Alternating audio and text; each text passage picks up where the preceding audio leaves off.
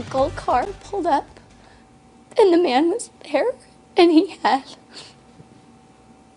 a very large gun, and it was pointing at me. We got really lucky. There's active shooter at Synergy. Yes, that's Synergy confirming we do have a mail truck that's in custody. Someone yell, active shooter, run. Shooter is in a Toyota, headed westbound towards Odessa. A hectic scene for police in a grieving community trying to cope with the aftermath of a tragedy that struck our West Texas neighbors. The death toll now rising to 7 victims. Hi there, I'm Tori Larned. Thanks for joining us tonight.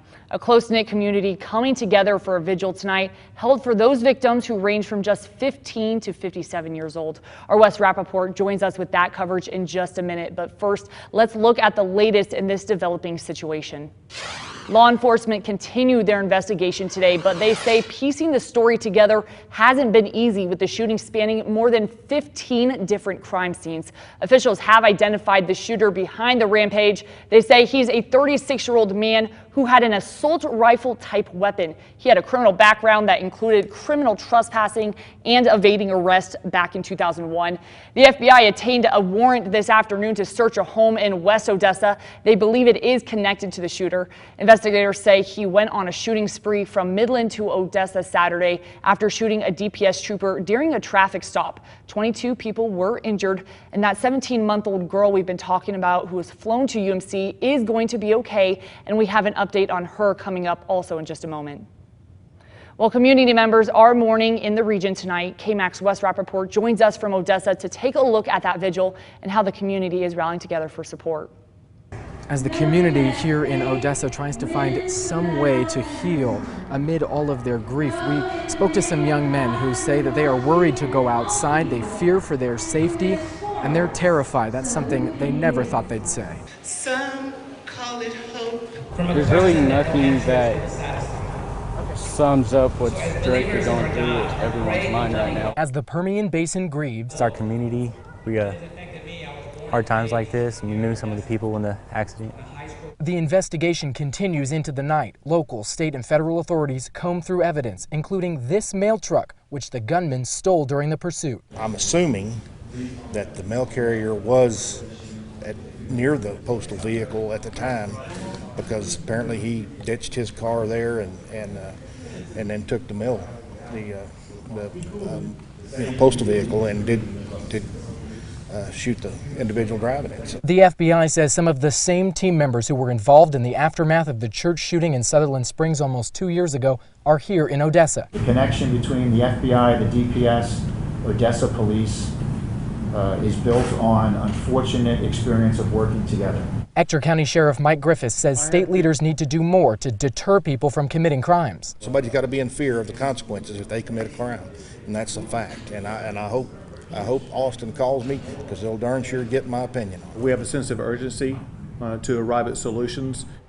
As this community continues to mourn here in the Permian Basin, we expect an update from law enforcement on the investigation sometime Monday morning. We will, of course, bring you the latest information as we learn it. Reporting in Odessa, I'm Wes Rappaport. Back to you. Thank you so much, Wes. And Mary Granados was one of the victims killed in the rampage. She was finishing her daily mail route when her truck was hijacked and she was shot and killed. This video was taken hours before the 29-year-old lost her life. You can see a giant smile on her face as she delivered mail to this home. Her sister says she was actually on the phone with her when she heard screaming, but eventually lost connection, and that was the last time she heard from her. Our thoughts do go out to her family.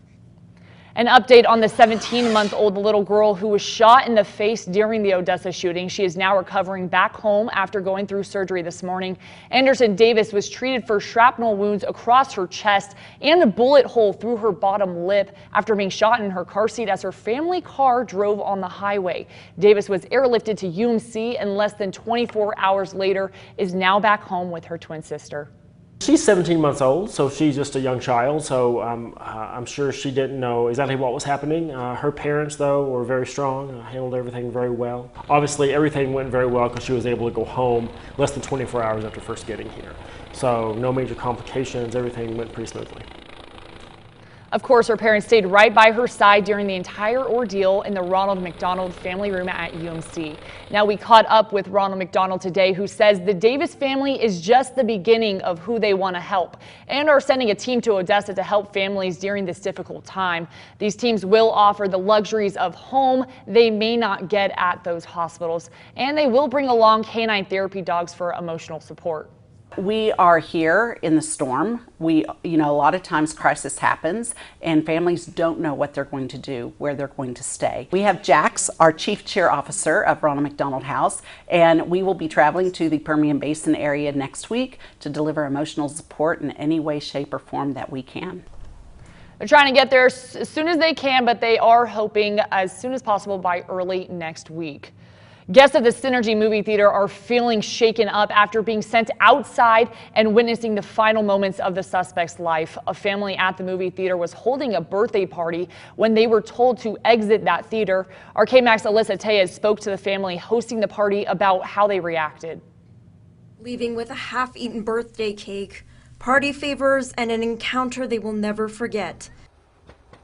Oh God, they're shooting right there. Spending a Saturday afternoon celebrating their two sons' birthday at Synergy. We were going to gather and just have pizza and cake with our friends and then go bowling. Charlene Pinpin says she saw people running outside. Confused, I wasn't sure if it was something to do with the birthday party or maybe a fire drill or something. The Pinpin family says they were rushed outside, fleeing to the back of the Synergy. Charlene saying she heard two words over and over again. Someone yell, active shooter, run. Once outside, Charlene saw chaos, watching the rest of the scene unravel before their eyes. I saw a police cruiser come and strike it from the side.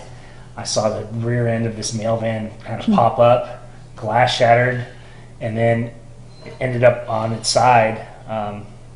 Kind of blocking the street. I saw the police cruiser bounce across the border, and then I started hearing shots fired. The family says they didn't know where the shots were coming from. Praying hard for God's protection over everyone, that no one would be hurt or killed. The family making it home safely, but reeling for the rest of the night. I just got on top of my youngest son and prayed out loud, and I don't think I've ever prayed so hard before in my life. Thinking about it happening in their own hometown. My youngest son was still very shaken up, and it took me having to rock him to sleep for him to be able to settle down and fall asleep. Still grateful they made it home, along with friends and family, while also keeping their faith. What we have seen here in West Texas is that people do look out for each other and do help each other. Again, that was our Alyssa Tellez.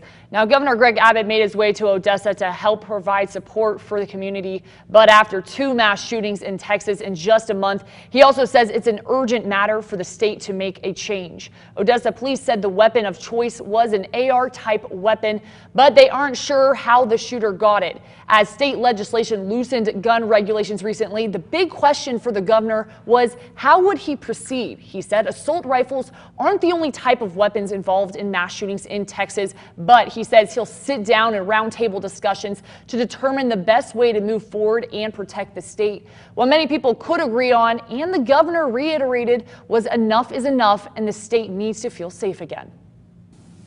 Well, I'm heartbroken by the crying of the people of the state of Texas. I'm tired of the dying of the people of the state of Texas. Too many Texans are in mourning.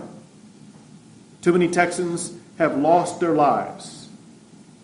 The status quo in Texas is unacceptable, and action is needed. With the shooting ending in a packed movie theater parking lot, law enforcement don't know his motive. The government thanked all the first responders who put their life on the line to make sure the gunman didn't hurt anyone else.